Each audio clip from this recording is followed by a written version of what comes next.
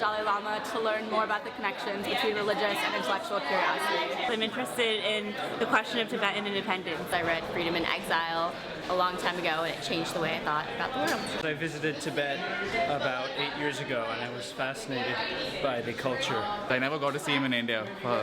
Ironically, I'm getting to see him in Princeton, so that's good. I've met him before in Dharamsala, where he lives, and he's an absolutely amazing person.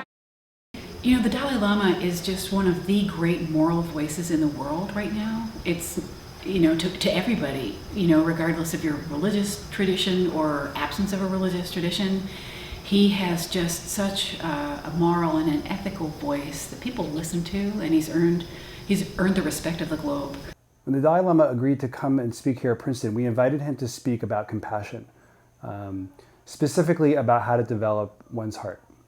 We notice here at Princeton that students are deeply committed to their studies.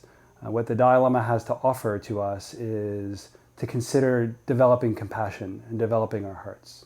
I think he picked a very important topic about developing the heart, and I'd like to hear what he has to say. I like hearing people who think a lot.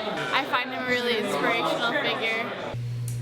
So in Buddhism, there's this idea of a field of merit, and basically that means that when someone does very good deeds, or is just a very good person, they accrue merit. The Buddha had the strongest field of merit, and I think the Dalai Lama, His Holiness the Dalai Lama, is probably one, if not the, being on this planet who has the greatest field of merit. And somebody who is, as he puts it, tries to accomplish things in a non-violent way. His Holiness turned out to be very excited at the thought of coming to Princeton when his staff approached him with the invitation, and he said that in particular he would love to see students. I want to hear what he has to say about peace. I think he's empowering. I'm excited to meet a childhood hero. I feel like there's so much that we can learn from this figure. We've never seen the kind of excitement that the Dalai Lama has brought.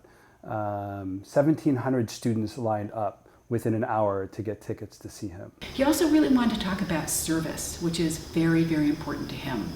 And so the second event that we have with invited students is all on service, and he's going to speak on our informal motto at Princeton: in the nation's service and in the service of all nations. Just being in his presence, you will melt. You will just love it, really. He is a world-renowned peacemaker, A spiritual and political leader. an incredibly interesting person. He inspires me.